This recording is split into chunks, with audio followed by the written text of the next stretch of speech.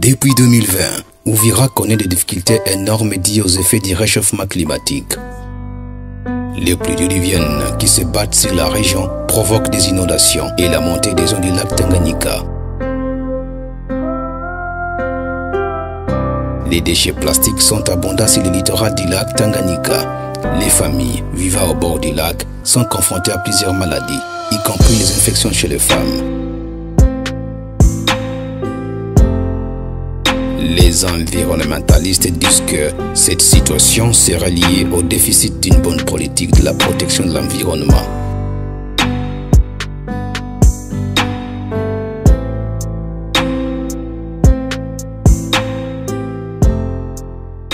Les inondations observées ces dernières années à Uvira n'ont pas seulement affecté la population sur le plan financier, mais aussi sur le plan sanitaire. Les femmes sinistrées sont confrontées à de nombreux défis dans plusieurs cas. L'organisation Initiative des jeunes filles en action, qui fait la promotion de la santé de la reproduction, est allée les rencontrer pour s'acquérir de leurs problèmes.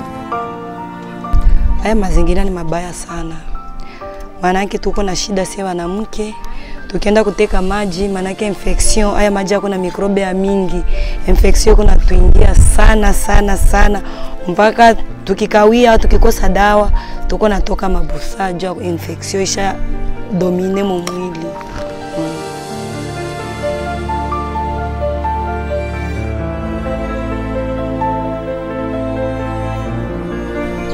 Kwa kweli maisha sio mazuri. Watu wanasumbuka, wanalala nje, wanakosa hata cha kufanza, na wengi ilisababisha mpaka hata na ujumba kuvunjika ajili ya kukosa gisi wataishi. Kwa sababu unakutana hema kama hii, hakuna gisi utalala mle ndani wewe baba na mama na watoto. Kuko mwenye na watoto wa miaka 18, miaka 20, miaka 15, wale washakuwa deja watu wazima. Hakuna gisi utahitaji kuongea na mama au mama atahitaji kuongea na baba na wale watoto wako pale. Inasababisha unakutana nyumba nyingi zinavunjika kwa njia kama na hii. Face à cette situation, la coordinatrice d'IGFA estime qu'il est très important de se soucier de cette population et pour parvenir à sauver des familles dans cette misère, la santé des femmes doit être une priorité. Nous avons mené une activité là où nous avons distribué les Kotex, communément appelés les serviettes hygiéniques. Nous avons distribué à certaines femmes, mais nous sommes limités. Et nous avons vu que ça n'arrivait pas à satisfaire tout le monde. Et vu que nos moyens étaient limités, on s'est limité seulement à distribuer pendant un mois. Et l'autre mois, elles ont retourné à leur système initial. Nous voulons à ce que la santé de la femme soit prise en charge, soit prise en compte aussi, parce qu'elle est beaucoup plus vulnérable lorsqu'elle vit dans ces conditions. Au-delà de cette problématique, l'environnement se détériore au bord du lac Tanganyika. Par manque d'endroits aménagés pour le stockage des ordures, la population s'en débarrasse pendant les pluies. Nous observons des pratiques anormales. Des gens jettent les ordures sur les avenues, bouteilles en plastique, saletés des toilettes qui se déversent dans les rivières et débouchent sur les lacs.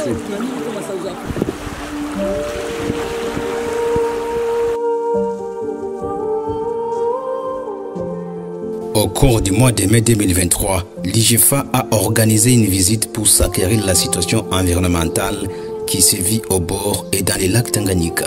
Voici une image.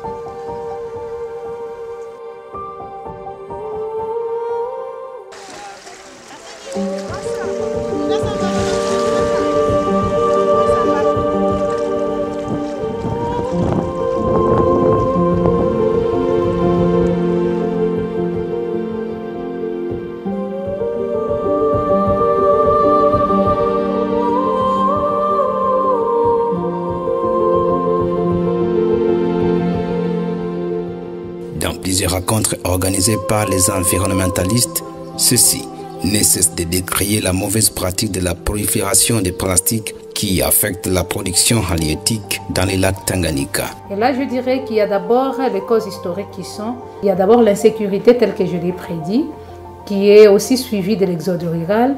L'exode rural aussi qui va engendrer maintenant les constructions ou l'occupation d'abord du littoral du lac Tanganyika par la population. Et en dehors de cela, il y a aussi les constructions sur des pentes, c'est parmi les causes, et l'absence d'élevage par stabilisation.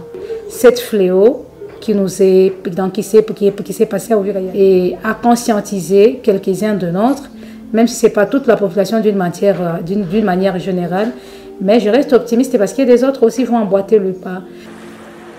Lorsque la production diminue sur les lacs Tanganyika, nombreuses familles qui vivent sur le littoral du lac sont touchées et les femmes sont les premières victimes.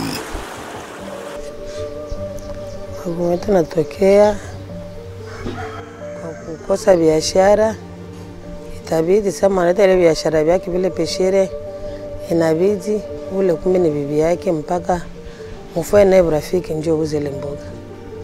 Njoo shida tuko nayo ile.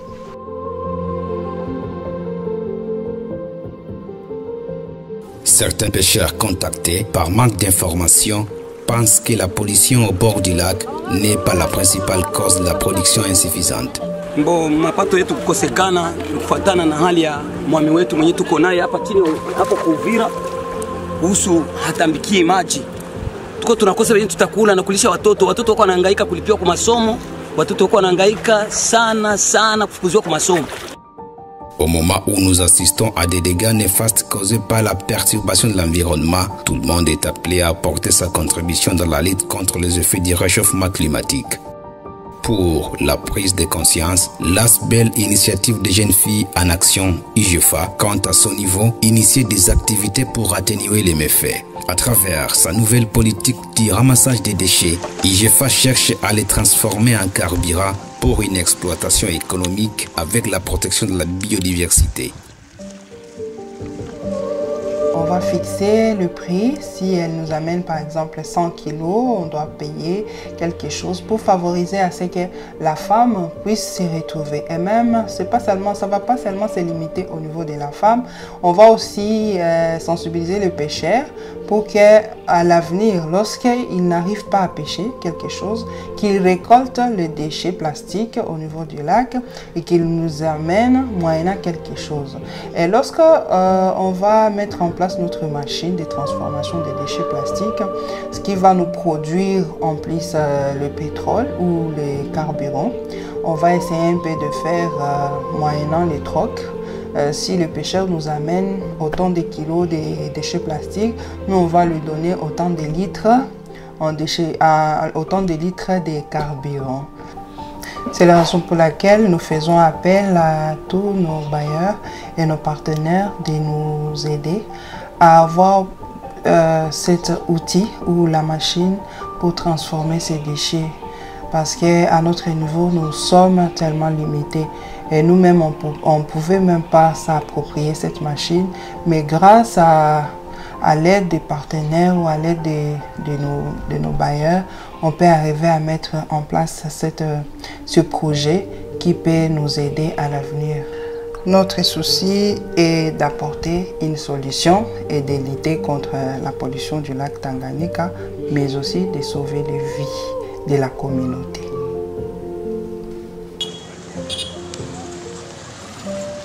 Le projet va récupérer les femmes sans emploi, celles à faibles capitaux, incapables de donner des réponses aux besoins de leur foyer. Pour leur part, les pêcheurs obtiendront du carburant dont ils ont besoin pour leurs activités de pêche en échange des déchets collectés. Grâce à l'initiative et à la technologie innovante dans les milieux, le ramassage des déchets va contribuer à la création de l'emploi et réduire sensiblement la pression néfaste sur la conservation de la biodiversité.